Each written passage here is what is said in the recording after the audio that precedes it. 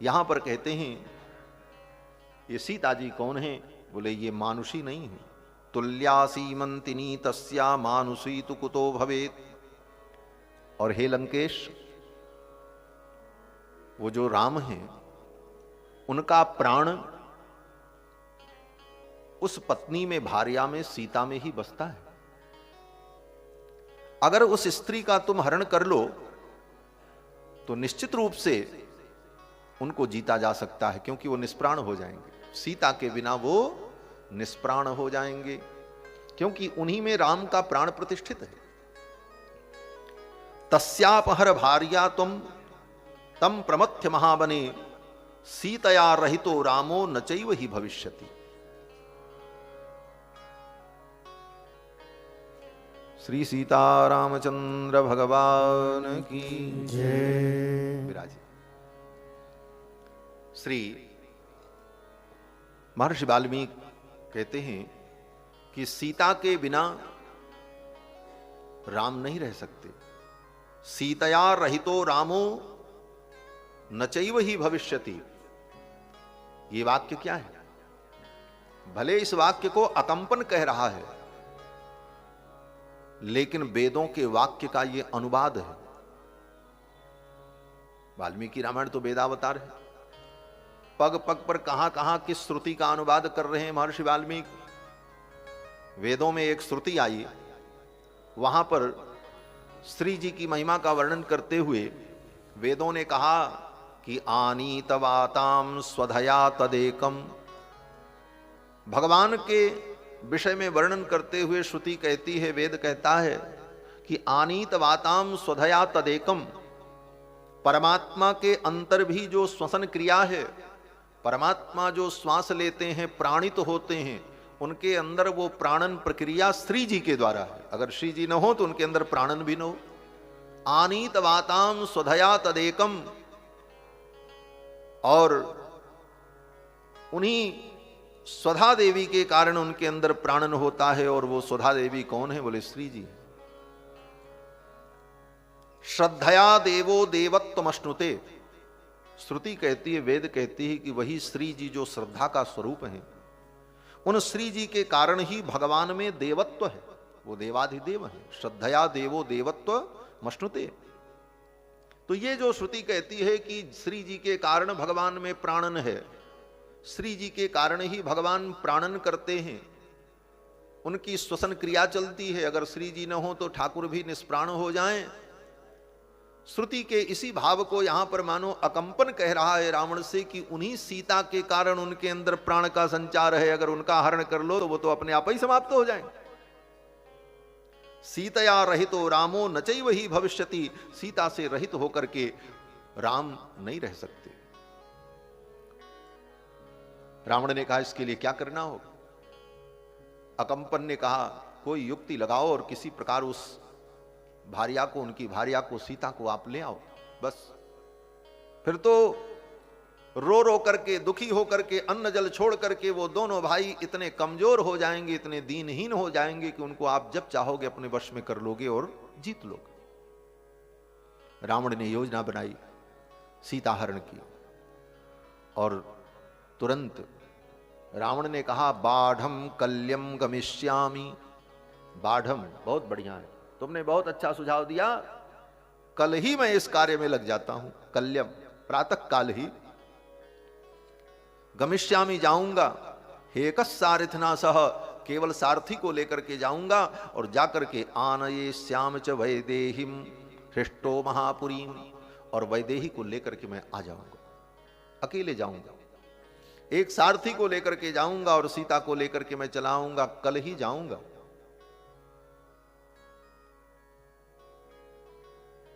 और इसी कारण रावण का विनाश हुआ। अच्छे काम को रावण जीवन भर टालता रहा। जब अच्छे कर्म करने के विचार आए तो उसको रावण टालता था, अच्छा देखेंगे बाद में करेंगे। लेकिन सीता हरण की इच्छा जब हुई अकंपन के सलाह पर, तो ऐसे अपवित्र कार्य को, ऐसे पाप कर्म को करने के लिए रावण तुरंत तैयार हो गए। मैं विलंब नहीं करूंगा, प्रातः काल ही इस कार्य में लग जाऊंगा और जाऊंगा। बाढ़म कल्यम गमिष्यामि। अगर रावण थोड़ा समय ले लेता, 2-4 दिन। सीताराम राम राम सीताराम राम राम सीताराम राम राम सीताराम राम राम सीताराम राम राम सीताराम राम राम सीताराम राम राम सीताराम राम राम सीताराम राम राम सीताराम राम सीताराम राम राम सीताराम राम राम सीताराम राम राम राजा राम राम राम राजा राम राम राम राजा राम राम राम ओ राजा राम राम राम राजा राम राम राम राजा राम राम राम राजा राम राम राम सीताराम राम राम सीताराम राम राम सीताराम राम राम सीताराम राम राम सीताराम राम राम सीताराम राम राम सीताराम राम राम सीताराम राम राम श्री सीतारामचंद्र भगवान की जय। रावण प्रातः काल ही सीता हरण की योजना बना करके चल पड़ा मारीच के पास। रावण ने योजना बनाई कि मारीच को लेकर के चलूंगा, मारीच को माया मृग बनाऊंगा और फिर मैं सीता हरण करके सीता को लेकर के आऊंगा। ऐसा सोच करके रावण चला। तदेव मुक्त्वा प्रययौ खरयुक्तेन रावणः। इस प्रकार अकंपन को आश्वस्त करके रावण प्रययौ खरयुक्तेन रावणः अपने रथ पर बैठ करके चला। रावण का रथ कैसा था? महर्षि वाल्मीकि कहते हैं रावण के रथ में घोड़े नहीं जोते जाते थे, गधे जोते जाते थे। उसके रथ को गधे खींचते थे। लेकिन वो देसी गधे नहीं थे ऐसे जैसे होते हैं, वो सब गधे भी राक्षस ही थे, बड़े बड़े महाराज, सब मायावी थे। लेकिन उसका चिंतन जो भी रहा हो, उसके रथ में घोड़े नहीं जुटते थे। कहते हैं तदेव मुक्त्वा प्रययौ खरयुक्तेन रावणः रथेनादित्य वर्णेन दशः सर्वा प्रकाशयन्। रावण का जो रथ था ऐसा तेजमय रथ, रथेनादित्य वर्णेन, सूर्य में जिस प्रकार प्रकाश है उस प्रकार रावण के रथ में प्रकाश था। दिशः सर्वा प्रकाशयन्, दसों दिशाओं को प्रकाशित करते हुए गधे से जुते हुए रथ पर बैठ करके रावण मारीच के पास पहुंच गया। मारीच तो समुद्र के मध्य में एक टापू में बढ़िया आश्रम बना करके भजन करता था। जब से मारीच को राम जी ने बाण से मारा बक्सर में, उसके बाद से मारीच भगवान का भक्त हो गया। आगे वर्णन आता है वाल्मीकि रामायण में कि मारीच ने जो आश्रम बना रखा था, सीधे सीधे लिखा आश्रम बना रखा था, खूब सुंदर पुष्प वाटिका बना करके बीच में कुटी बना करके अपनी तपस्या और साधना करता रहता। अपने राक्षस कर्म से निवृत्त हो चुका था। लेकिन रावण वहां पहुंचा और रावण ने जाकर के सारी योजना बताई कि देखो मुझे सीता हरण करना और मेरे इस कार्य में तुम्हें सहयोग करना है। आप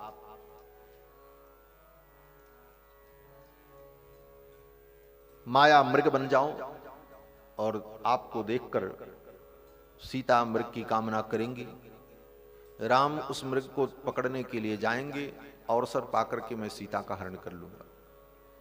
रावण ने जब अपनी योजना बताई मारीच को, तो मारीच सुना और सुनने के बाद मारीच ने कहा, लंकेश पहले ये बताओ कि ये सलाह तुमको दी किसने है? पहले तो ये बताओ ये सलाह तुमको दी किसने? और जिस किसी ने तुमको ये सलाह दी है निश्चित रूप से वो तुम्हारा शत्रु है। प्रोत्साहयति यश्च त्वां सच शत्रुर असंशयः। मारीच कहता है कि जिस व्यक्ति ने तुमको ये सलाह दी है वो तुम्हारा मित्र नहीं हो सकता, वो तुम्हारा शत्रु है, क्योंकि तुमको वो जीत नहीं पा रहा, इसलिए तुमको ऐसी सलाह दिया है कि तुम स्वयं विनष्ट हो जाओ, तुम्हारा नाश हो जाए, क्योंकि इस कार्य को करके तुम जीवित नहीं रहोगे। आशी विषमुखात् द्रष्टुम उद्धर्तुम चेच्छति त्वया। सीता का हरण करना क्या है? कहते हैं किसी विषधर सर्प के मुख में पड़ी हुई किसी वस्तु को निकालना। उपमा भी महर्षि वाल्मीकि की अद्भुत है। भले सारी दुनिया कहे कि उपमा कालिदासस्य भारवेरर्थ गौरवम दंडिनः पदलालित्यम माघे संति तयो गुणाः। कवियों की जब प्रशंसा के पुल बांधे जाते हैं कि अमुक कवि में ये विशेषता, अमुक कवि में ये विशेषता, तो कहते हैं उपमा कालिदासस्य, कालिदास जैसी उपमा तो कोई नहीं दे सकता।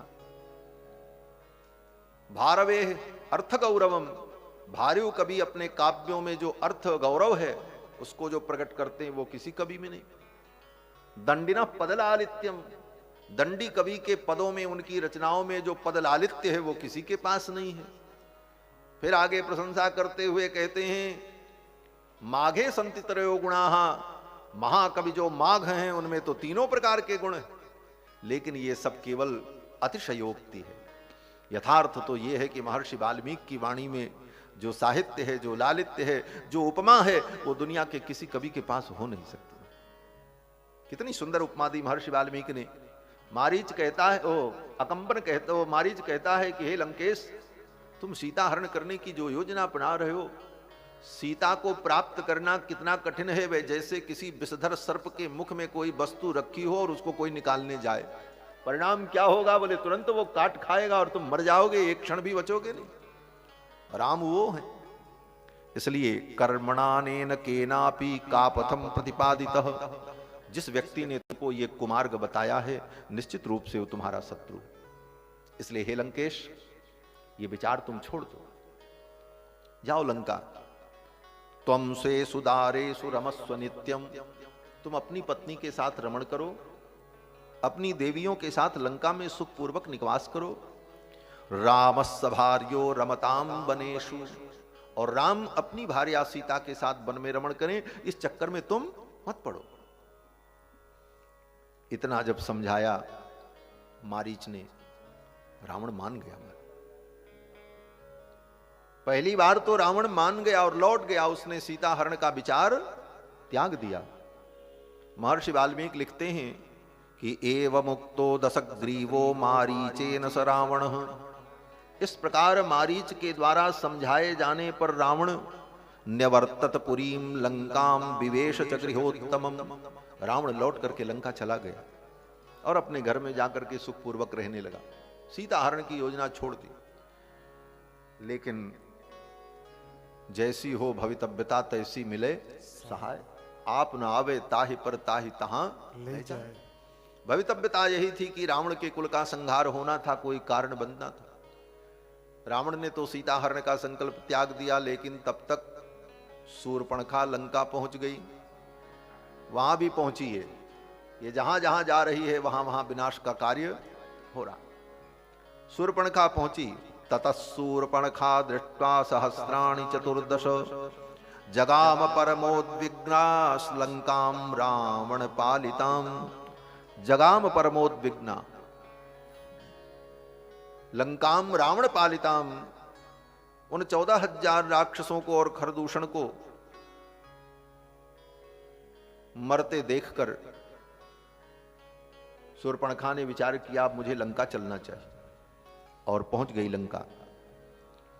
और जाकर के लंका में रावण के सामने धड़ाम से गिर पड़ी और जोर जोर से अपनी छाती को पीट पीट करके विलाप करने लगी।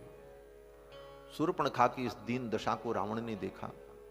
ततः शूर्पणखा दीना रावणम लोक रावणम आमात्य मध्ये संकुद्धा परुषम वाक्य बब्रवीत। सभा के मध्य में ही जाकर के शूर्पणखा धड़ाम से गिर पड़ी और अपनी छाती को पीट पीट करके रोने चिल्लाने लगी, नाटक मचाया। रावण बैठा था अपने सिंहासन पर। अगल बगल मंत्री लोग बैठे थे, दरबार लगा हुआ था। महर्षि वाल्मीकि कहते हैं कि आमात्य मध्य, मंत्रियों के मध्य में भरी सभा में संक्रुद्धा परुषम वाक्यमब्रवीत, क्रोध में शूर्पणखा अनेक प्रकार के परुष वचन, कठोर वचन रावण को सुनाने लगी। शूर्पणखा ने कहा, प्रमत्तः काम भोगेषु, अरे प्रमत्त, तू राजा बन करके बैठा, तू इतना प्रमत्त हो गया, इतना अभिमानी हो गया। काम भोगेषु स्वैरवृत्तो निरंकुशः, और तू निरंकुश, तुझे पता नहीं है असुरों के ऊपर कितनी बड़ी विपत्ति आने वाली। समुत्पन्नम भयम घोरम बोधव्यम नाव बुद्ध से, इतना बड़ा भय उत्पन्न हुआ है असुरों को, असुरों के ऊपर महान विपत्ति आने वाली है और तुझे अभी तक पता नहीं और तू भोग में पड़ा है। ये सब कहते हुए शूर्पणखा ने रावण को बहुत धिक्कार, धिक्कार है तेरे बल को, धिक्कार है तेरे पौरुष को।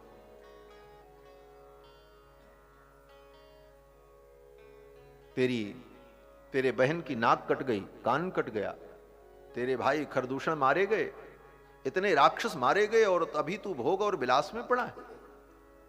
ये सब कह करके शूर्पणखा ने रावण को क्रोधित किया और शूर्पणखा ने सारी बात बताई। रावण ने शूर्पणखा की बातों को जब सुना तो रावण के मन में थोड़ी ग्लानि हुई और शूर्पणखा के सामने रावण को थोड़ा संकोच भी हुआ। क्यों? बोले शूर्पणखा के पति को रावण ने ही मारा था, युद्ध में धोखे से वो मारा गया था रावण के ही हाथ से। तो शूर्पणखा जब मौका मिलता था, कभी कोई ऐसा अवसर आवे तो बड़ी खरी खोटी रावण को सुना देती थी। शूर्पणखा ने कहा, तूने अपनी बहन को विधवा बना दिया और उसके बाद भी तू अपने बहन के जीवन का संरक्षण नहीं कर पा रहा। शूर्पणखा ने ये सारी बात कही कि मुझे विधवा बनाने वाला तू, और तेरे रहते मेरी नाक कट गई, इतने असुर मारे गए, इसके बाद भी तू भोग विलास में पड़ा। इस प्रकार कह करके रावण को उत्साहित किया, उत्तेजित किया। फिर रावण ने दोबारा सीताहरण की योजना बनाई और रावण चल पड़ा। शूर्पणखा ने भी वही बात कही कि राम को जीत पाना बड़ा कठिन है, उनकी पत्नी जो सीता है उनका तू हरण कर ले तो वो अपने आप शक्तिहीन हो जाएंगे और तुम्हारे वश में हो जाएंगे। शूर्पणखा ने भी जब यही कहा तो रावण फिर तैयार हुआ सीताहरण के लिए और चल पड़ा। कामगम रथमास्थाय कांचनम रत्नभूषितम पिशाच बदनैर्युक्तम खरैः कनकभूषणैः। रावण कामगम रथमास्थाय, इच्छा के अनुकूल, कामना के अनुकूल चलने वाला जो उसका रथ है, कांचनम रत्नभूषित ही है, स्वर्ण का रथ, अनेक रत्नों से विभूषित, पिशाच वदनैः क्रूरैः खरैः कनकभूषणैः, बड़े बड़े पिशाच वदन, राक्षस के समान जो बड़े बड़े खर थे, गधे, ऐसे खरों से जुते हुए उस रथ पर बैठ करके रावण चला और फिर मारीच के पास पहुंचा। मारीच के पास जब पहुंचा, नामना सुभद्रम न्यग्रोधे ददर्श धनदानुजः। रावण ने मारीच के उस स्थान को देखा। तम तु गत्वा परम पारम समुद्रस्य नदीपतेः, समुद्र के पार एक द्वीप में मारीच अपना आश्रम बना करके रहता है।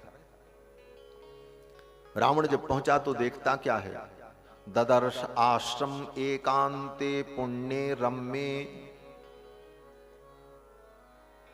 ददर्श आश्रम, मारीच के उस आश्रम को रावण ने देखा, एकांते और अत्यंत एकांत में था, पुण्ये रम्ये वनांतरे, अत्यंत रमणीय सुंदर आश्रम बना करके मारीच रहता था और उसकी दिनचर्या भी बड़ी पवित्र हो गई थी मारीच की। कैसे रहता था? महर्षि वाल्मीकि कहते हैं, तत्र कृष्णाजिन धर्म, मृगचर्म ही पहनता था, जैसे ऋषि लोग महात्मा लोग कृष्णाजिन धारण करते। तत्र कृष्णाजिनधरम जटामंडलधारिणम। मारीच ने भी अपने केशों को जटा बना लिया था, तपस्वी हो चुका था। क्यों? बोले वैष्णव हो गया था, आधा वैष्णव तो हो गया था। बोले आधा वैष्णव कैसे होते?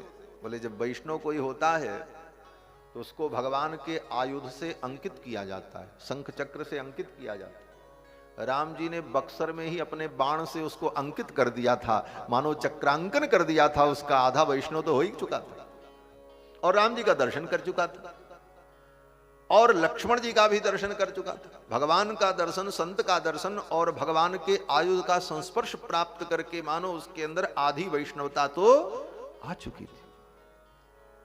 आप कहोगे बाण से भगवान ने मारा, तो चक्र का वहां का संबंध क्या था? कहते देखो, भगवान के जितने आयुध हैं किसी भी अवतार में, और जिन जिन आयुधों से भगवान किसी का संहार करते हैं, उन समस्त आयुधों में भगवान के चक्रराज सुदर्शन की ही शक्ति निहित होती है, दूसरी कोई शक्ति नहीं रहती। यहां तक कि हमारे आचार्यों ने वर्णन किया कि नरसिंहावतार में भगवान ने हिरण्यकश्यपु को किसी अस्त्र शस्त्र से नहीं मारा। नखांकुरोत्पाटित हृत सरोरुहम, नख से उसके वक्षस्थल को विदीर्ण किया। तो वहां सुदर्शन कहां था? तो हमारे आचार्य कहते हैं इसु नख परसु व्यापिनीम तद विभूत्याम। नरसिंह भगवान जब हिरण्यकश्यपु का वध करने चले तो जो भगवान का सुदर्शन चक्र है भगवान के नख में आकर के बैठ गया था। बिना सुदर्शन के संहारक शक्ति भगवान की जागृत कैसे होगी? इसलिए भगवान चक्रराज सुदर्शन नरसिंह भगवान की उंगलियों में आकर के बैठ गए। नख परशु, परशुरामावतार में जमदग्नि नंदन के रूप में जब भगवान प्रकट हुए तो उनका जो फरसा था, उस फरसे के अंदर जो अर्धचंद्राकार आकृति थी उसी में आकर के सुदर्शन बैठ गए थे। ऐसा हमारे आचार्यों ने चिंतन किया। सुदर्शन शतकम में कहते हैं कि नख परशु मुख व्यापिनीम तद विभूत्याम। इशु, इशु माने बाण। रामावतार में भगवान का जो बाण है, उस बाण के आगे की जो नोक है, उस नोक में आकर के सुदर्शन चक्र विराजमान हो जाए। तो भगवान ने बाण से मारा मारीच को, तो मानो चक्र का स्पर्श हो गया, चक्रांकित हो ही गया। इस प्रकार भगवान का दर्शन करके, भगवान के बाणों से लांछित होकर के मारीच के अंदर मानो आधी वैष्णवता आई गई। अब तो ददर्श नियताहारम मारीचम नाम राक्षसम। महर्षि वाल्मीकि कहते हैं कि मारीच तो पूरा पूरा साधु ही बन चुका था। ददर्श नियताहारम, मारीच ने गलत आहार भी छोड़ दिया था। जो राक्षसों के आहार हैं अपवित्र, उन दूषित पदार्थों का वो त्याग कर चुका था। नियताहारम, नियत वस्तु का ही, नियत पदार्थ का ही वो आहार करता था। ददर्श नियताहारम मारीचम नाम राक्षसम सरावण समागम्य विधिवत्तेन रक्षसा मारीचेनार्चितो राजा सर्वकामैरमानुषैः। श्री सीतारामचंद्र भगवान की जय। जय जय राधा रमण हरि बोल, जय जय राधा रमण हरि बोल, जय जय राधा रमण हरि बोल, जय जय राधा रमण हरि बोल, जय जय राधा रमण प्यारो राधा रमण, जय राधा रमण प्यारो राधा रमण, जय जय राधा रमण प्यारो राधा रमण, जय जय राधा रमण प्यारो राधा रमण, जय जय राधा रमण प्यारो राधा रमण, जय जय राधा रमण प्यारो राधा रमण, जय जय राधा रमण हरि बोल, जय जय राधा रमण हरि बोल, जय जय राधा रमण हरि बोल, जय जय राधा रमण हरि बोल, जय जय राधा रमण जय जय राधा रमण हरि बोल। श्री सीता रामचंद्र भगवान की जय। मारीच परम साधु बनकर उस द्वीप में अपना आश्रम बना करके रहते। महर्षि वाल्मीकि कहते हैं कि तत्र कृष्णाजिनधरम जटामंडल धारिणम ददर्श नियताहारम मारीचम नाम राक्षसम। नियताहारम, नियत आहार करते हुए जटामंडल धारण करके आश्रम में रह करके तप करता था। रावण ने जाकर के देखा और फिर रावण ने अपनी योजना बताई कि मुझे सीता हरण करना है और तुमको माया मृग बनना है। और न चाहने पर भी मारीच को रावण ने मृग बनाया, पशु बनाया। एक महात्मा कहते थे भगवान श्री राम और दुष्ट रावण में क्या वैचारिक अंतर है? बोले एक अंतर यह भी है कि भगवान श्री राम पशुओं को मनुष्य बना देते हैं, पशुओं में मानवता स्थापित कर सकते हैं और करते हैं। और रावण बोले रावण मनुष्यों को भी पशु बना देता है। राम जी ने भालुओं को, बंदरों को अपना मंत्री और सेनापति बना दिया और रावण ने अपने मामा मारीच को ही पशु बना दिया। रावण ने कहा आपको माया मृग बनना पड़ेगा और मुझे सीता हरण करना है। ज्यों ही रावण ने सीता हरण की योजना बताई और आग्रह किया कि तुम्हें मृग बनना है, राम जी की कथा सुनकर के, राम जी का नाम सुनकर के मारीच के ओंठ सूख गए। महर्षि वाल्मीकि कहते हैं कि तस्य राम कथाम श्रुत्वा मारीचस्य महात्मनः। भगवान श्री राम की कथा को सुनकर के मारीच जो था शुष्कम संभवत वक्त्रम, उसका मुख सूख गया। कितना सूख गया? फिर मैं वही कहूंगा कि महर्षि वाल्मीकि जैसी उपमा कोई नहीं दे सकता।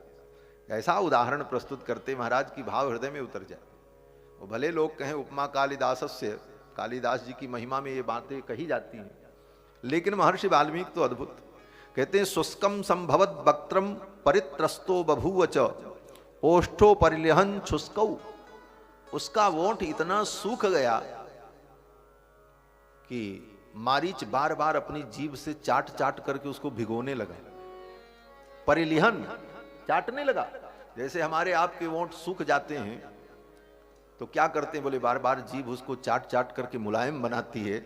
उसी प्रकार मारीच भी अपनी जीभ से अपने ओंठ को चाट चाट करके शुष्कता को दूर करने लगा। नेत्रैर अनिमिषैरिव, और अपलक नेत्रों से मारीच रावण की ओर देखने लगा। माने उसकी आंखें ऐसे खुली की खुली रह गई, ओंठ सूख गए और जीभ से बार बार वो अपने मुख को चाटने लगा। केवल राम जी की कथा सुनकर के इतना भयभीत हुआ। महर्षि वाल्मीकि तो कहते हैं कि मृतभूत इवार्तस्तु, इतना वो व्याकुल हो गया, मृतभूत लग रहा था जैसे मर गया हो, मुर्दा बैठा हो, आंख खुली हो, ऐसे देख रहा था। मृतभूत आर्तस्तु रावणम समुदयक्षत, और ऐसे अपलक नेत्रों से रावण को देखता ही रहा। महर्षि वाल्मीकि कहते राम जी का नाम सुनते ही मानो उसके प्राण निकल गए। उसको सब याद आ गया कि बक्सर में कैसा बाण मारा था महाराज। 7 योजन गा सागर पारा, 100 योजन दूर जाकर के समुद्र में मारीच गिरा। मारीच तो कुछ देर तक ऐसे ही मृत प्राय रहा। बाद में जब चेतना उसके अंदर आई तो हाथ जोड़ करके रावण से कहने लगा, राजन मैं तुम्हें अच्छी सलाह देता हूं, ये सीता हरण की योजना त्याग दो। तुम्हारे प्रिय और तुम्हारे मन के अनुकूल बोलने वाले तुम्हें बहुत मिल जाएंगे। ये संसार है। सुलभा पुरुषा राजन सततम प्रियवादिन, ये नीति का वाक्य जो हम लोग अक्सर बोलते हैं, ये मारीच ने रावण से कहा। मारीच कहता हे लंकेश, सुलभा पुरुषा राजन सततम प्रियवादिन, इस संसार में प्रिय बोलने वाले बहुत सुलभ हैं, बहुत मिल जाएंगे। ऐसा मीठा बोलने वाले ऐसी बातें बोलेंगे कि आपके कान में अमृत घोल दें। लेकिन उन बातों से, उनके वचनों से आपका कल्याण कितना होगा, आपका कितना हित होगा, ये तय कर पाना बड़ा कठिन। ऐसे प्रेम से बोलने वाले तो बहुत सुलभ होंगे दुनिया में। सुलभा पुरुषा राजन सततम प्रियवादिनः अप्रियस्य च पथ्यस्य वक्ता श्रोता च दुर्लभः। और अप्रिय और पथ्य, जो हमारे लिए हितकारी हो लेकिन सुनने में अप्रिय लगे, ऐसी बात कहने वाले भी दुनिया में दुर्लभ होते हैं और सुनने वाले भी दुर्लभ होते हैं। श्रोता वक्ता च दुर्लभ। क्योंकि अप्रिय बात कोई सुनना नहीं चाहता, सबको लगता है कि प्रिय बात ही हम सुने, और अप्रिय बात कोई कहना भी नहीं चाहता। लेकिन हितकारी और प्रिय अप्रिय ऐसी वाणी बोलने वाले दुर्लभ हैं और सुनने वाले दुर्लभ हैं। इसलिए हे लंकेश, मैं जो कहता हूं ये आपके हित में है। जिन रघुनंदन से बैर लेना चाहते हो, कहीं भी तुम उनकी समकक्षता में नहीं हो। ये सत्य बोला रहा मारीच। मारीच कहता है, न च धर्म गुणैर हीनः कौशल्यानंदवर्धन। कौशल्यानंदवर्धन, मारीच भी भगवान के गुण का ही वर्णन कर रहा। कौशल्यानंदवर्धन, भगवान श्री रघुनंदन जो हैं वो धर्म गुण से हीन नहीं है और तुम धर्म गुण से हीन हो। न च तीक्ष्णो हि भूतानां सर्वभूत हिते रतः। तुम समस्त भूतों के लिए दुखदाई हो, तीक्ष्ण हो, कठोर हो। और भगवान श्री रघुनंदन बोले सर्वभूत हिते रतः, जो समस्त प्राणियों के, समस्त भूत के हित में रत रहते, जो सबके हितैषी हैं। तुम सबके शत्रु हो, सबको दुख देते हो। अब ये पूरी राम रावण शब्द की ही मानो व्याख्या हो। तुम रावण हो, तुम सबको रुलाते हो, और वो राम है, वो सबको आनंद देते हैं। सर्वभूत हिते रतः। वंचितम पितरम दृष्ट्वा कैकेय्या सत्यवादिनम करिष्यामीति धर्मात्मा ततः प्रव्राजितो वनम। और तुम अगर ये सोचते हो कि वो दीनहीन है, अयोध्या से निकाल दिए गए हैं, उनके राज्य का किसी ने हरण कर लिया है, तो ऐसी बात नहीं है। वंचितम पितरम दृष्ट्वा कैकेय्या सत्यवादिनम, कैकेयी के द्वारा वंचित हुए अपने पिता धर्मात्मा श्री दशरथ की वाणी को सत्य करने के लिए, करिष्यामीति धर्मात्मा यतः प्रव्रजितो वनम, अपने पिता की वाणी को सत्य करने के लिए उन्होंने वनवास को स्वीकार किया है। कैकेय्या प्रिय कामार्थम पितुर्दशरथस्य च, कैकेयी की कामना को पूर्ण करने के लिए, पिता दशरथ के मनोरथ को पूर्ण करने के लिए, हित्वा राज्यम च भोगाश्च प्रविष्टो दंडकावनम, अपने राज्य को छोड़कर, अपने भोग को छोड़कर, सुख को छोड़कर दंडकारण्य में उन्होंने जो प्रवेश किया है, यह उनकी कमजोरी नहीं है, उनकी महानता है। धर्म के लिए, सत्य के लिए, न्याय के लिए उन्होंने इन सब को त्यागा है। न रामः कर्कशस्तास्त ना विद्वान ना जितेंद्रिया। श्रीमद् वाल्मीकि रामायण में जब भी प्रसंग आता है तो महर्षि वाल्मीकि हर प्रसंग में कहीं न कहीं किसी वक्ता के द्वारा भगवान के दिव्य गुणों का ही प्रकाश करने लग जाते हैं, वर्णन करने लग। मारीच कहता है कि न राम कर्कशस्तात, राम कर्कश नहीं है, बड़े मृदु हैं, और तुम कर्कश हो। ना विद्वान, राम जी अविद्वान नहीं है, परम विद्वान है, जिनको समस्त विद्याएं प्राप्त हैं। और ना जितेंद्रिय, न अजितेंद्रिय, वो अजितेंद्रिय नहीं है अपितु जितेंद्रिय है। समस्त इंद्रियों को जिन्होंने जीत लिया है, जिन्होंने अपनी इंद्रियों को अपने वश में कर लिया। अनृतम न श्रुतम चैव नैत्वं वक्तुमर्हसि, अनृतम न श्रुतम, रामो विग्रहवान धर्मः। मारीच कहता है वे राम साक्षात धर्म के विग्रह हैं। इस वाक्य को हम लोग अक्सर सुनते हैं, सर्वत्र सूक्ति के रूप में यत्र तत्र लिखा जाता है और बड़े बड़े विद्वान लोग इसका प्रयोग करते हैं। ये वाक्य श्रीमद् वाल्मीकि रामायण का कि रामो विग्रहवान धर्म साधु सत्य पराक्रम, रामो विग्रहवान धर्म, ये मारीच ने कहा। शत्रु भी भगवान की बड़ाई कर रहा है, रामो विग्रहवान धर्म। आगे प्रसंग आता है, रावण को भी धर्म का विग्रह कहा है वाल्मीकि रामायण में। जब रावण मर गया तो विभीषण जी रोने लगे और विभीषण जी ने रो करके राम जी से कहा, गतस्सेतु सुनीतानाम गतो धर्मस्य विग्रह। गतस्सेतु सुनीतानाम, नीतियों का सेतु आज दुनिया से चला गया।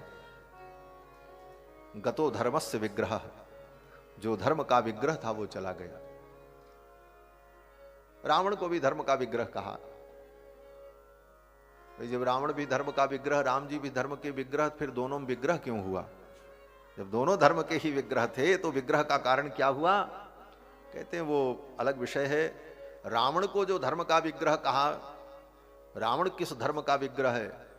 बोले राक्षसों का जो धर्म है उस धर्म का विग्रह है। राक्षसों के अपने धर्म है, तो राक्षसों का जो धर्म कर्म है उसका वो मूर्तिमान स्वरूप है रावण।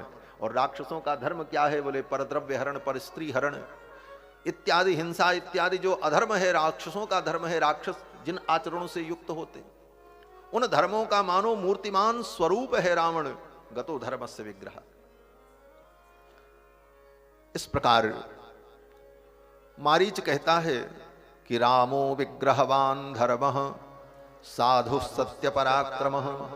राम जी साधु हैं, सत्य पराक्रम हैं। ये सारे सत्य पराक्रम भगवान का एक लक्षण है। सत्य पराक्रम केवल भगवान ही है। इसीलिए भगवान को सत्य काम, सत्य संकल्प इत्यादि शब्दों से विरुद्ध से विभूषित किया जाता है। मारीच कहता है कि राजा सर्वस्य लोकस्य देवानामिव वासवः। और राम केवल पृथ्वी के राजा नहीं, राजा सर्वस्य लोकस्य, समस्त लोकों के राजा है। ये सबके अधीश्वर हैं। इस प्रकार मारीच ने भगवान के स्वरूप का, भगवान की भगवत्ता का, उनके ऐश्वर्य का सब वर्णन किया। और इतना वर्णन करने के बाद मारीच ने कहा, लंकेश यदि इच्छसि चिरम भोक्तुम मा कृथा राम विप्रियम।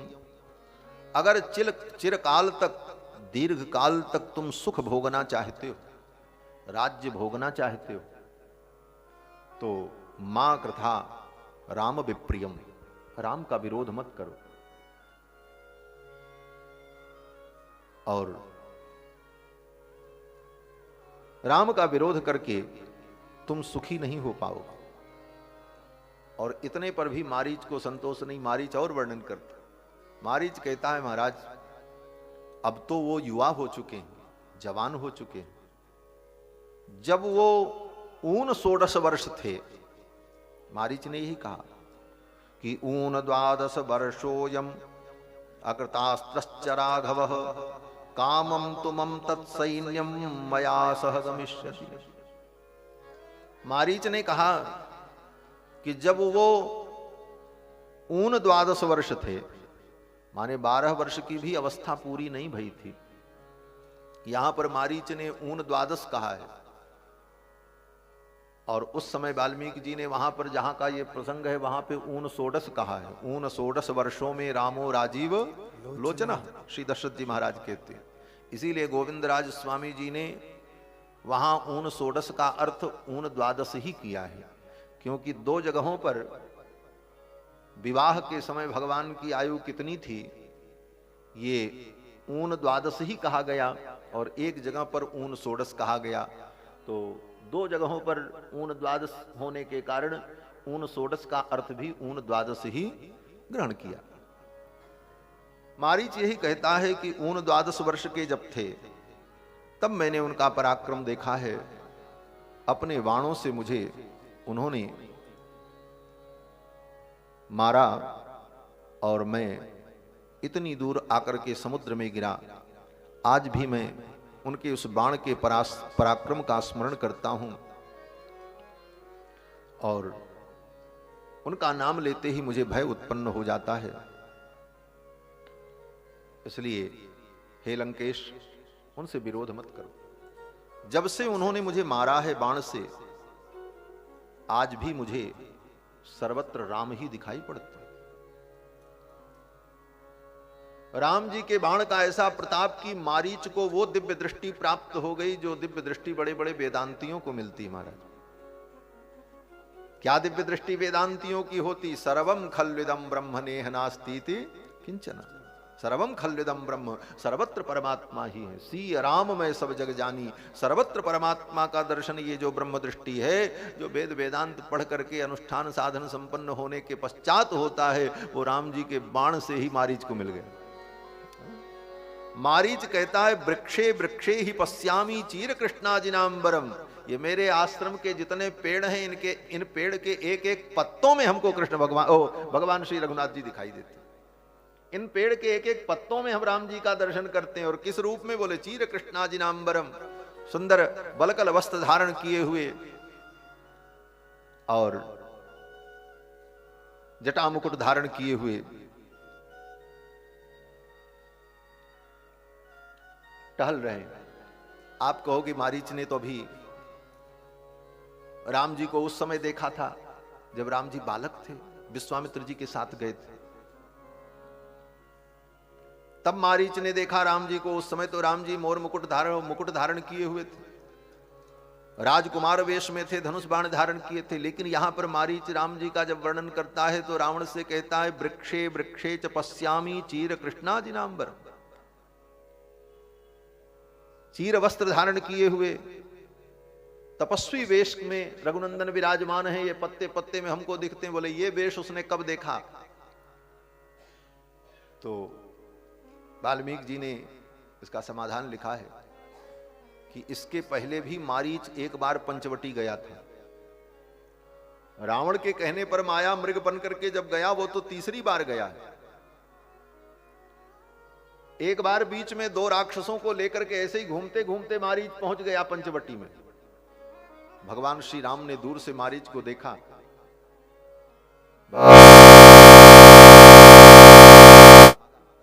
उन दोनों राक्षसों को तो भगवान ने मार दिया, लेकिन मारीच को छोड़ दिया। बोले भाग रहा है तो क्यों मारे, छोड़ दो। चला गया मारीच, चला आया।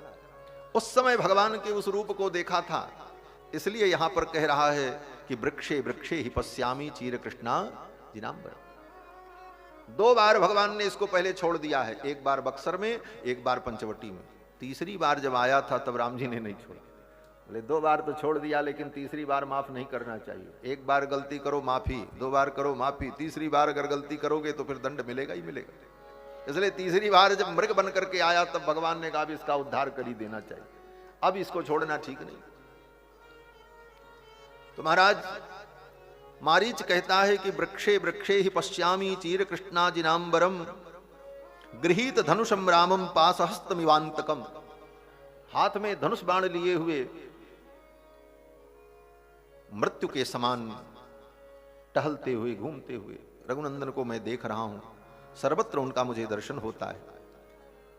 और हे लंकेश, मेरी तो ये स्थिति है कि रकार युक्त किसी शब्द को सुन लेता हूं तो मुझे भय व्याप्त हो जाता है, कहीं राम तो नहीं आ गए।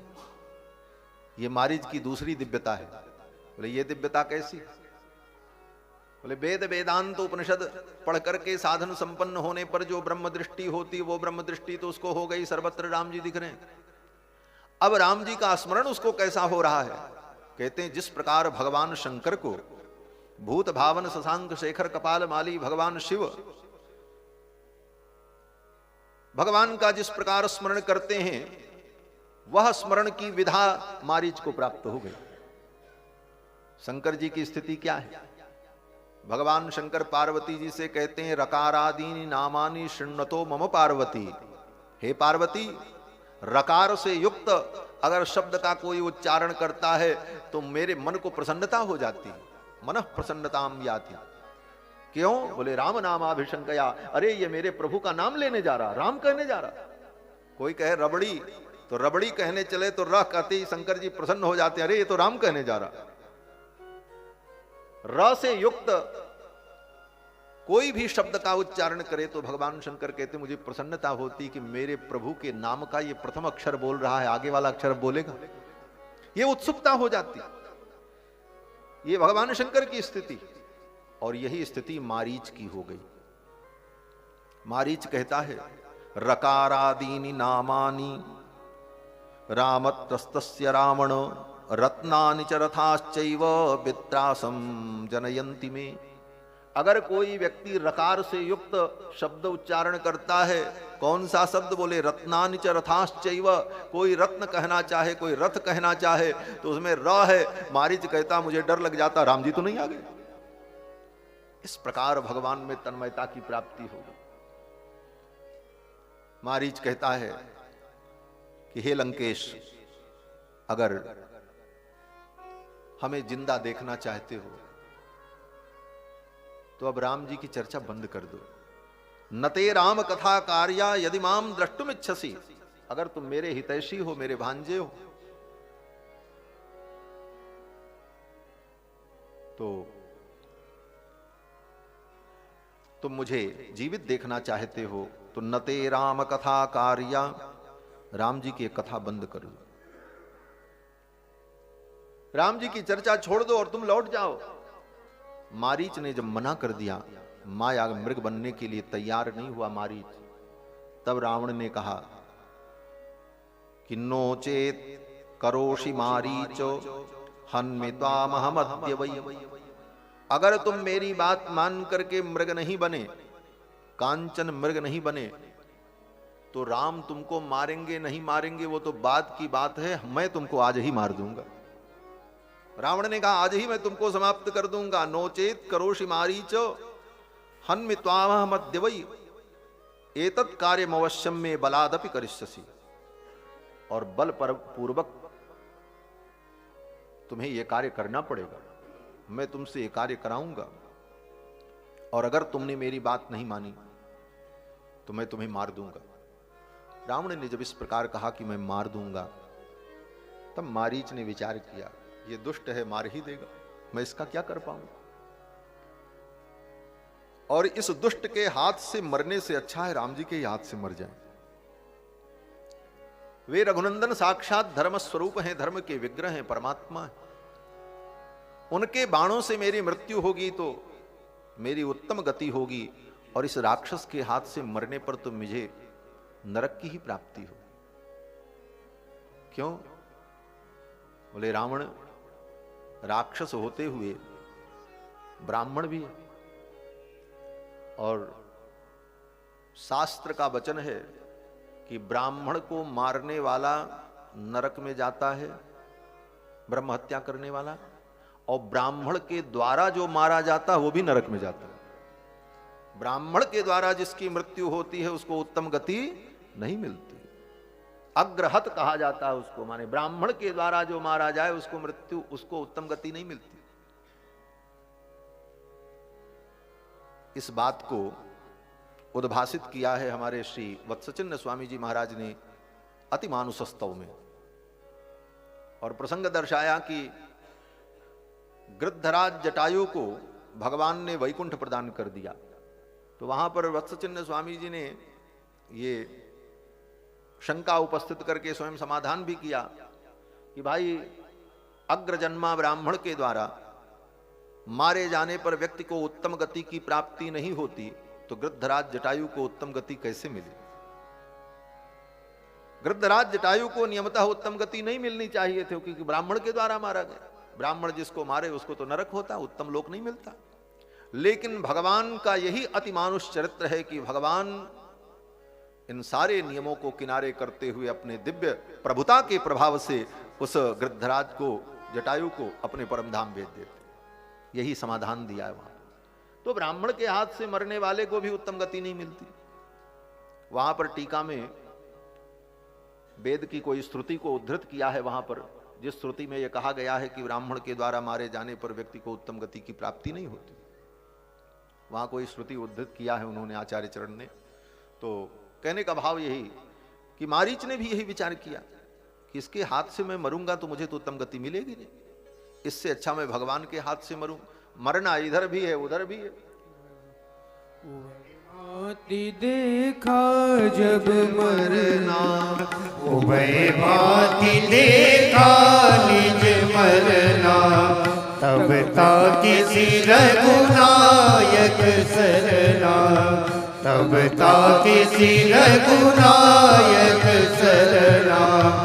उतरु देति मोहि बदब अभागे, उतर देति मोहि बदब अभागे, कस न मरो रघुपति सर लागे, कस न मरो रघुपति सर लागे। उभय भांति देखा निज मरना, उभय भांति देखा निज मरना, उभय भांति देखा निज मरना। मारीच ने देखा कि दोनों तरफ मेरी मृत्यु है, उभय भांति देखा निज मरना, तब ताके से रघुनायक शरण। मारीच ने कहा चलो अगर ऐसी बात है तो मैं माया मृग बनने को तैयार हूं, लेकिन मेरी भी एक बात सुन लो। रावण ने कहा बोलो। मारीच ने कहा कि मैं तो चलूंगा मृग बनकर, लेकिन तुम्हारी ये सीता हरण की योजना सफल होगी कि नहीं होगी इसकी मेरी गारंटी नहीं। रावण ने कहा क्यों? मारीच ने कहा पहली स्थिति तो ये हो सकती है कि दर्शनादेव रामस्य हतम माम अवधारय, राम जी के सामने पहुंचते ही उनको देखते ही हमारा हार्ट फेल हो जाएगा, मैं तो मर जाऊंगा। इतना डरा था बेचारा। यही कहता मारीच कि दर्शनादेव रामस्य, राम जी के देखते ही उनका दर्शन करते ही हतम माम अवधारय, तुम समझ लो कि मैं मर गया, मैं तो वहीं मर जाऊंगा। फिर तो मेरे पीछे वो धनुष बाण लेकर के भागेंगे और तब तुम्हें सीता हरण का अवसर मिलेगा, ये सब तो होना संभव नहीं है। एक स्थिति ये भी हो सकती, उनका दर्शन करते ही देखते कहीं मेरे प्राण न निकल जाए। और अगर ऐसा नहीं हुआ तो तुम सीता हरण करने के लिए जाओगे और सीता हरण की कोशिश अगर तुमने की तो तुम भी मारे जाओगे। आज ही तुम अपने को मरा समझ लो। मारीच ने कहा आत्मानम च हतम विद्धि, आत्मानम हतम विद्धि अद्यैव, आज ही तुम अपने को मरा समझ लो, क्योंकि तुम राम जी से विरोध करके चल रहे हो, तुम्हारा भी मरना तय है। आत्मानम च हतम विद्धि हृत्वा सीताम सबांधवाम आनयिष्यति चेत, अगर सीता का तुम हरण कर लेते हो, उन्हें लेकर के आते हो, तो तुम अपने पूरे परिवार के सहित अपने को मरा समझ लो। तुम ही नहीं मरोगे, तुम्हारे परिवार के सभी लोग मरेंगे। और अगर कहीं तुम्हें यह सफलता मिल गई, सीता को लेकर के चले गए, तो समझ लो नैव त्वमपि नाहम वै, न तुम बचोगे न मैं बचूंगा, नैव लंका न राक्षसाः, न लंका बचेगी तुम्हारी, न लंका में कोई राक्षस बचेंगे। इसलिए चलो। यहां पर चलते चलते मारीच ने एक बड़ी सुंदर नीति कही। वाल्मीकि रामायण में बड़ी नीतियां भी, पग पग पर एक एक नीतियों का वर्णन। मारीच कहता है कि परेत कल्पा हि गतायुषो नरा, हितम न गृह्णन्ति सदुद्भिरीरितम। मारीच कहता है कि परेत कल्पा हि गतायुषो नराः, जिस व्यक्ति की आयु पूर्ण हो जाती है, गतायु हो जाता है, गतायुष हो जाता है, वह व्यक्ति अपने सुहृद व्यक्तियों के द्वारा कही गई बातों को नहीं मानता है। अगर व्यक्ति अपने सुहृदों की बात को मानना छोड़ दे, उनकी बात न माने, तो समझ लो कि अब इसकी आयु पूर्ण हो चुकी है। इसलिए तुम मेरी बात नहीं मान रहे हो, लगता है तुम्हारी भी आयु पूर्ण हो गई। चलो। अब मारीच माया मृग बन जाता है। मारीच ने माया के द्वारा सुंदर रूप धारण कर लिया। विचित्र मृग अदृष्टपूर्वम दृष्ट्वातम नानारत्नमयम मृगम विस्मयम परमम सीता जगाम जनकात्मजा। मारीच मृग बन करके आया विचित्र मृग, उसके स्वरूप का वर्णन किया है महर्षि वाल्मीकि ने। उसकी सींग जो थी वो नीलमणि के समान, उसके खुर मरकत मणि के समान, शरीर पर जितने बिंदु थे वे सारे बिंदु हीरे के समान चमक रहे थे। उसकी पूंछ जो थी वो इंद्रधनुष के समान शोभा प्राप्त कर रही थी। उसके एक एक अंग, उसकी आंखें इतनी सुंदर चमकती हुई, उसके सौंदर्य को देख करके श्री जानकी जी व्यामोहित हो गई। अदृष्टपूर्वम दृष्ट्वा तम नानारत्नमयम मृगम विस्मयम परमम सीता जगाम जनकात्मजा। जनकात्मजा सीता जी विस्मित हो गई और उस मृग को देखकर भगवान से कहने लगी, प्रभु ये मृग बड़ा सुंदर है, आप इसे पकड़ करके लाओ और इसको मारना मत, जिंदा लेकर के आना। हाँ, जानकी जी ने यही पहले कहा है, मारने के लिए नहीं कहा। पहले तो ये कहा कि इसको आप पकड़ करके लाओ, इसको मैं अपने आश्रम में पालूंगी और जब तक हम वनवास की अवधि में रहेंगे इस मृग को अपने पास रखेंगे, मारने के लिए नहीं कहा।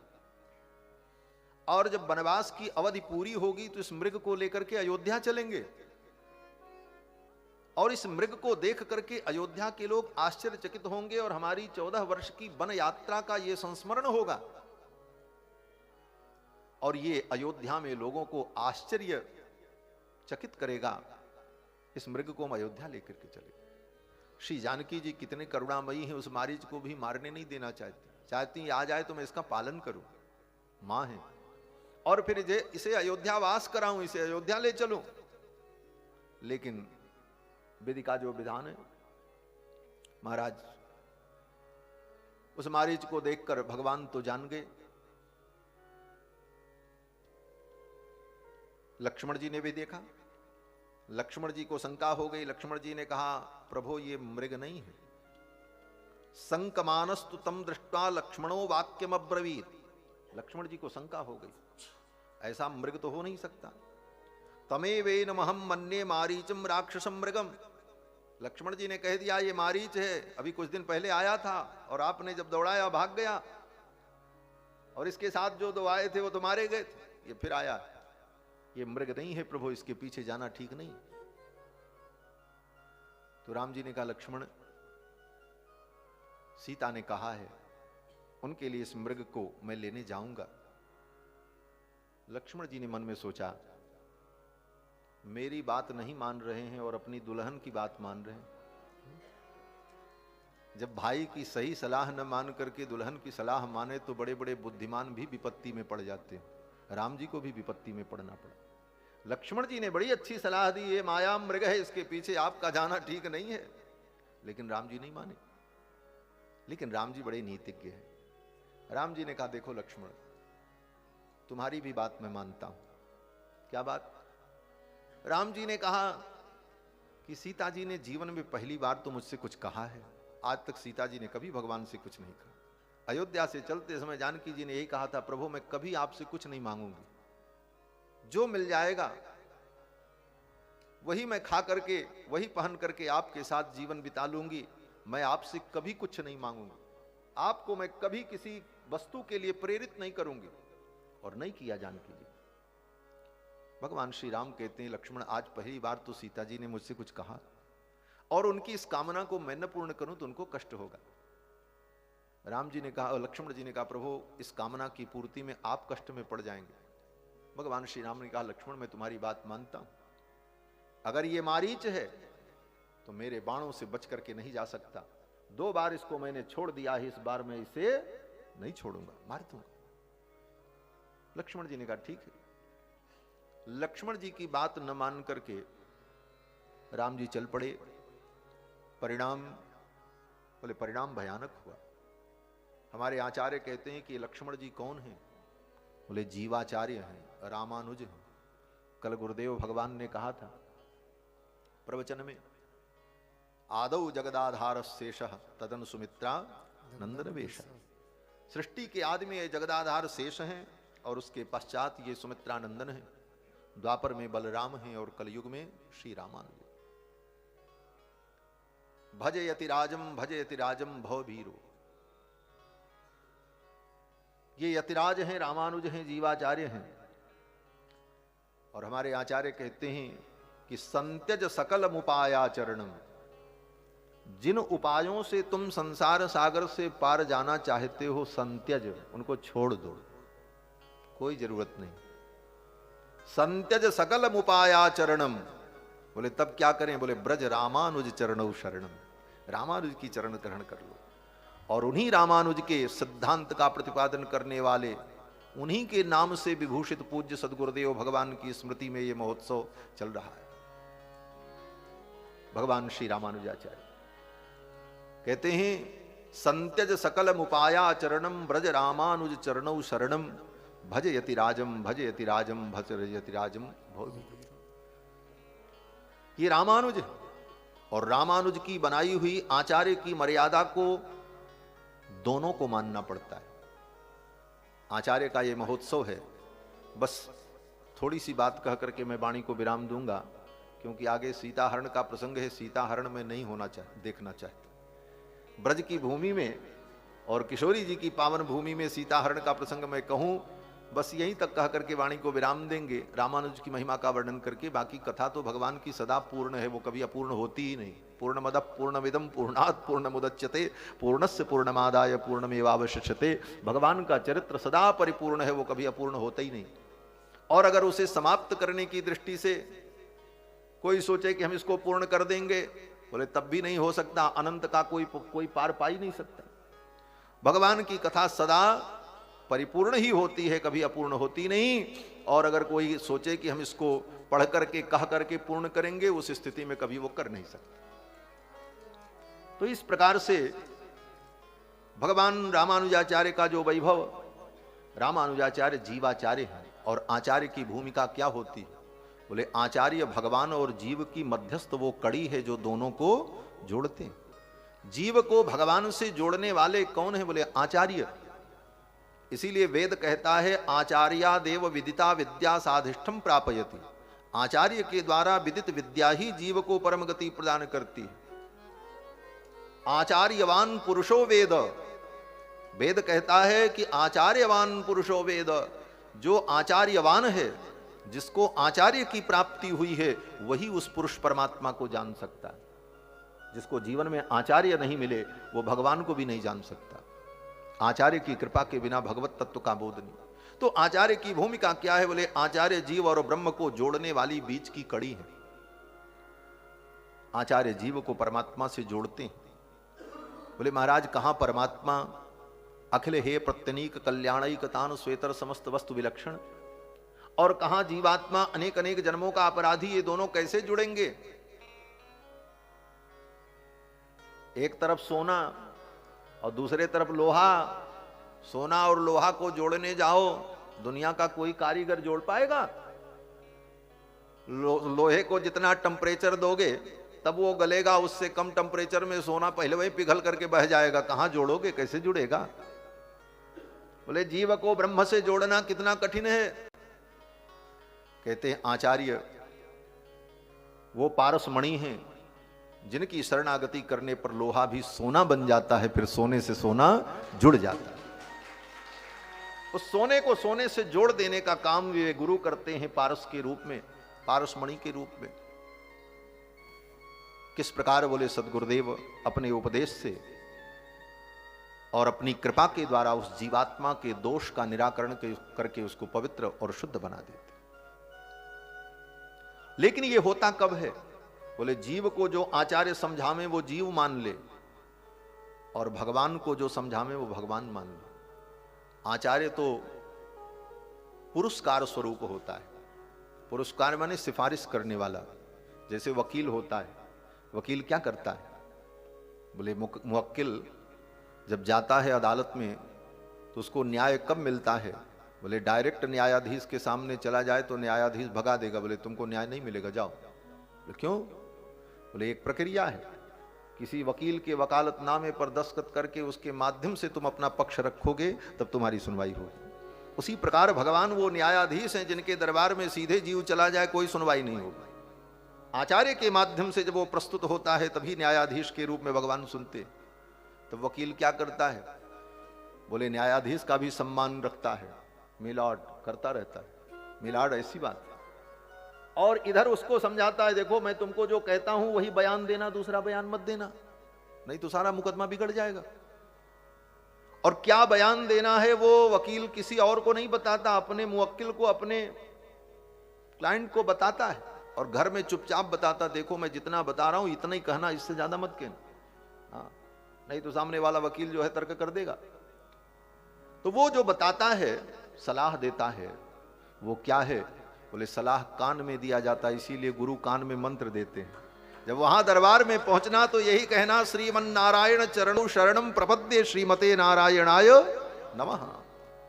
अपराध सहस्र भाजनम पतितम भीम भवार्णवोदरे अगतिम शरणागतम हरे कृपया केवल आत्मसात कुरु। यही बयान देना और कोई बयान मत देना। अपनी सफाई मत देना, सफाई दोगे तो फंस जाओगे, और मेरी बात को मान लोगे तो तुम जीत जाओगे। तो जीव भी आचार्य की बात मान ले, और भगवान को भी आचार्य समझाते हैं, प्रभु ये आपका अंश है, आप इसे स्वीकार करो, कहां जाएगा। दोनों मान ले तो दोनों का लाभ होता है। जीव भगवान से बिछुड़ा, उसे भगवान मिल जाते हैं, और ये जीव भगवान की विभूति है, संपत्ति है, जो नष्ट हो रही है। भगवान को अपनी संपत्ति की प्राप्ति हो जाती है, अपनी विभूति की प्राप्ति हो जाती है। लेकिन दोनों अगर बात न माने तो दोनों संकटग्रस्त हो जाते हैं। इसका उदाहरण यहां पर है। भगवान ने, रामानुज ने भगवान से कहा, देखो प्रभु आप मेरी बात मानो, ये मारीच है, ये मृग नहीं है। तो भगवान ने बात नहीं मानी। और जानकी जी जो जीवत स्वरूप हैं, उनको भी जीवत स्वरूप हमारे यहां माना है श्री संप्रदाय में, नित्य जीवों के अंतर्गत उन्हें स्वीकार किया गया। तो जानकी जी लक्ष्मण जी की बात नहीं मानती। जानकी जी से लक्ष्मण जी कहते हैं वो सर्वज्ञ हैं, परमात्मा हैं, उनके ऊपर कोई विपत्ति नहीं आ सकती, और आप निश्चिंत रहो, आते होंगे। फिर भी जानकी जी को अच्छा नहीं लगा और लक्ष्मण जी की बात वो नहीं मानी। अंत में लक्ष्मण जी ने एक रेखा खींच दी, रामानुज रघु लेख खिंचाई, रामानुज लघु रेख खिंचाई। रामानुज ने, लक्ष्मण ने एक रेखा खींच दी, बोली इस रेखा के बाहर आप मत जाना, सुरक्षित रहो। एक मर्यादा बना दी। लेकिन जानकी जी ने उसका भी उल्लंघन किया। परिणाम आपको मालूम है, जानकी जी को सोने का मृग नहीं मिला, सोने की लंका मिल गई। भगवान दूर हो गए। रामानुज की बनाई हुई मर्यादा का उल्लंघन स्वयं परमात्मा भी अगर करें तो संकटग्रस्त हो जाते हैं। भगवती श्री जी भी उनकी मर्यादा का उल्लंघन करके आगे जाती हैं, वह भी संकटग्रस्त हो जाती है। ये आचार्य वैभव है, यही आचार्य वैभव है रामानुज का। रामानुज जीवाचार्य हैं, भगवान ने उनकी बात नहीं मानी। तो जिस प्रियतमा को, मृग नयनी को प्रसन्न करने के लिए, सीता को, मृग सावाक्षी सीता को प्रसन्न करने के लिए मृग लाने गए थे, वो मृग भी नहीं मिला, और लौट के आने पर मृगनयनी सीता भी नहीं मिली। भगवान को रोना पड़ा। और जिन मृगनयनी सीता ने कांचन मृग के लिए राम जी को भेजा और लक्ष्मण की बात नहीं मानी, लक्ष्मण जी को भी भेज दिया। परिणाम क्या हुआ? बोले कंचन मृग तो नहीं मिला, सोने की लंका मिल गई। और उस सोने की लंका में, लंका तो सोने की थी, और उस सोने की लंका में बड़े बड़े सोने वाले थे महाराज। 6-6 महीने सोने वाले लोग थे जो सोते थे। लेकिन उस लंका में, सोने की लंका में श्री जी को नींद नहीं आई। वहां जाग जाग करके, रो रो करके उन्हें दुख सहन करना पड़ा। भगवान से वियुक्त हो। भगवान श्री रामानुज का यही वैभव है। कथा तो बहुत है, इसलिए आगे के प्रसंग की हम चर्चा नहीं करेंगे, सीताहरण की चर्चा नहीं करेंगे। सूत्र रूप में सारी बातें मालूम है। और गुरुदेव श्री रामानुजाचार्य जी के स्मृति में, उनके 25वें वैकुंठ महोत्सव के अवसर पर यह कथा आयोजित हो रही है। तो श्री रामानुज गुरु जी ने जिन रामानुजाचार्य की पवित्र परंपरा को स्वीकार करके तदनुकूल जीवन यापन किया, और तदनुकूल भगवान के शरणागत होकर के उन्होंने जो मर्यादा स्थापित की, उस मर्यादा का हम सभी लोग पालन करें, और आचार्य रामानुज के चरणों में अपनी श्रद्धा हम बनाए रखें नित्य प्रति। और आगे जो चरित्र है, आगे तो आपको सब मालूम है। एक ही श्लोक में पूरी रामायण हम आपको सुना दें, काम ही पूरा हो जाए। एक श्लोक में पूरी रामायण क्या है? बोले देखो, आदौ राम तपोवनाधिगमनम, ये तो सब कहते हैं एक श्लोक की रामायण। लेकिन इससे भी कम शब्दों में एक श्लोक की रामायण, जो हमारा अपना भाव है, एक ही श्लोक में संपूर्ण रामायण क्या है?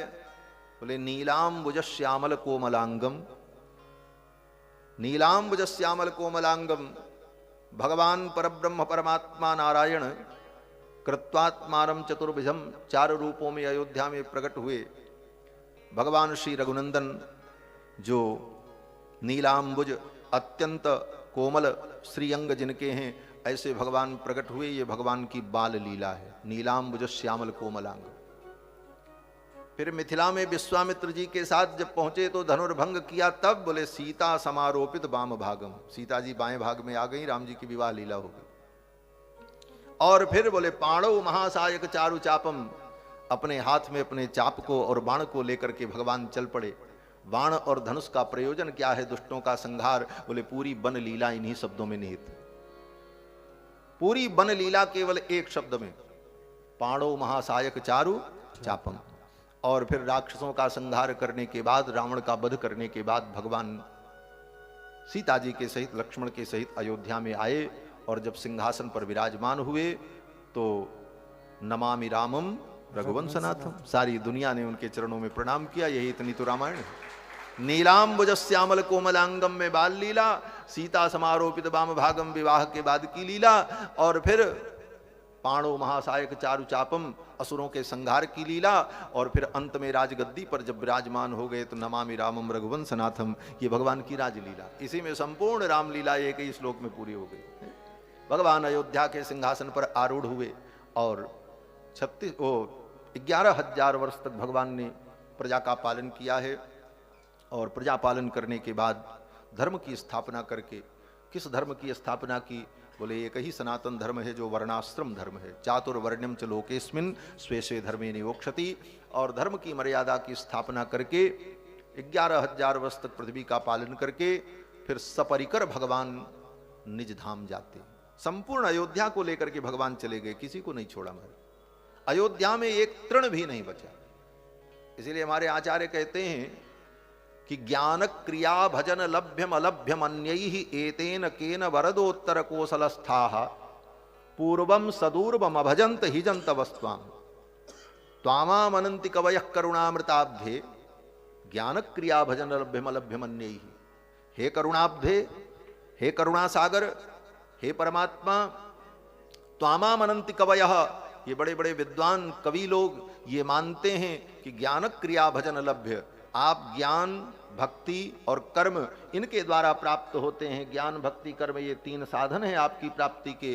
ज्ञान क्रिया भजन लभ्य, अलभ्य अन्य ही, अन्य समस्त साधनों से आप अलभ्य हैं। तो आप ही से मैं पूछ रहा हूं कि एतेन केन वरदोत्तर कोसलस्थाः, इन 3 साधनों में अयोध्या वासियों ने कौन सा साधन किया था कि आप उनको वैकुंठ लेके चले गए? अयोध्या की घास ने क्या किया था? वहां के पशु पक्षियों ने, जीवों ने क्या किया था? किस साधन के कारण आपने उनको वैकुंठ प्रदान किया? एतेन केन वरदोत्तर कोसलस्था पूर्वम सदूर्वम भजंत ही जंतवस्थाम। तो इसका यही उत्तर है कि ज्ञान क्रिया भक्ति कर्म सब कुछ हो, लेकिन ये सब सारे साधनों से ऊपर सर्वोपरि साधन है भगवान की अकारण करुणा। भगवान ने अपनी अकारण करुणा के द्वारा ही समस्त अयोध्या वासियों को स्वीकार कर लिया। और जब जाने लगे तो अपने निज रूप में भगवान प्रकट हुए हैं, दिव्य स्वरूप में। उत्तरकांड में सब वर्णन है। भगवान चतुर्भुज रूप में प्रकट हो गए, उनके शंख चक्र आयुध प्रकट हो गए। दोनों देवियां श्री देवी भूदेवी उनके अगल बगल प्रकट हो गईं।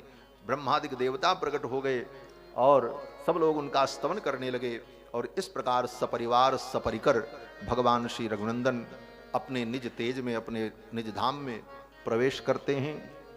इस प्रकार महर्षि वाल्मीकि ने रामायण का वर्णन किया है। एवमेतत् पुरावृत्तम व्याख्यानम भद्रमस्तु वः। और इस व्याख्यान के द्वारा संपूर्ण विश्व का मंगल हो, ये कामना महर्षि वाल्मीकि ने की।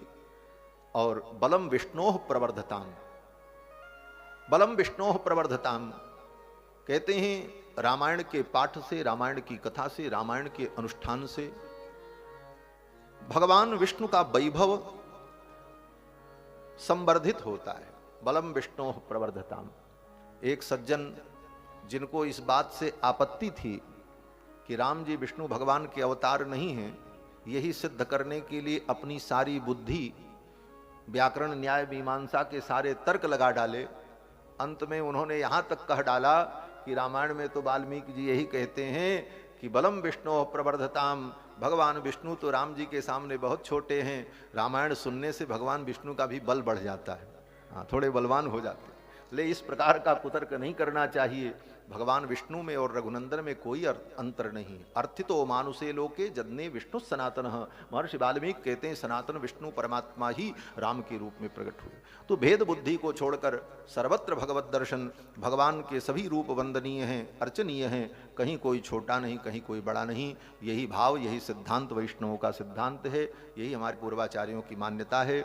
इस मान्यता के अनुसार भगवान श्री राम के चरणों में, भगवान श्री कृष्ण के चरणों में, नरसिंह के चरणों में हम भक्ति करें। भगवान के सभी रूप दिव्य, नित्य और मंगलमय। इस प्रकार से श्रीमद् वाल्मीकि रामायण के इस पावन प्रसंग को यहीं पर हम विराम देते हैं। भगवान श्री राम का मंगलाशासन करते हुए मंगलम कौशलेन्द्राय महनीय गुणाब्धये चक्रवर्ती तनूजाय सार्वभौमाय मंगलम वेद वेदांत वेद्याय मेघ श्यामल मूर्तये पुंसाम मोहन रूपस्य। ऐसे भगवान श्री रघुनंदन का मंगल हो। आसाद्य नगरीम दिव्याम अभिषिक्ताय सीतया राजाधिराज राजाय रामभद्राय मंगलम। भगवान श्री रामभद्र का मंगल हो और यह काव्य समस्त प्राणियों का मंगल करे। इसीलिए महर्षि वाल्मीकि ने इस मंगल काव्य को प्रकट किया है देवर्षि नारद की आज्ञा से। तो अपनी गति और मति के अनुकूल हम सभी लोगों ने भगवान श्री राम के पावन चरित्र को सुना। गुरुदेव भगवान की पुण्य स्मृति में, उनके इस वैकुंठ महोत्सव में मुझ दास को भी पूज्य आचार्य चरण की सेवा का यह अवसर प्राप्त हुआ। उनके चरणों में बैठकर दास को पढ़ने का अवसर तो नहीं मिला, लेकिन इसलिए भी मैं बड़भागी हूँ कि मैंने उनका दर्शन जरूर किया है। पढ़ने का तो अवसर नहीं मिला उनके चरणों में बैठकर, लेकिन दर्शन किया है। अयोध्या में जब पूज्य महाराज श्री की कथा हुई बड़ी छावनी में, तो प्रतिदिन हमारे पूज्य स्वामी जी महाराज, अयोध्यानाथ मंदिर के पूज्य स्वामी जी महाराज कथा सुनने जाते, हम लोग साथ जाते थे स्वामी जी की और बैठ करके कथा श्रवण करते थे। इस प्रकार उनकी वाणी से कथा श्रवण की है और उनका दर्शन किया। तो कथा सुनना ही पढ़ना है, इसको भी पढ़ना ही मान ले कि उनके मुख से भागवत जी की कथा सुनने का अवसर प्राप्त हुआ। इतनी शिक्षा जरूर मिली और उनका दिव्य दर्शन हुआ।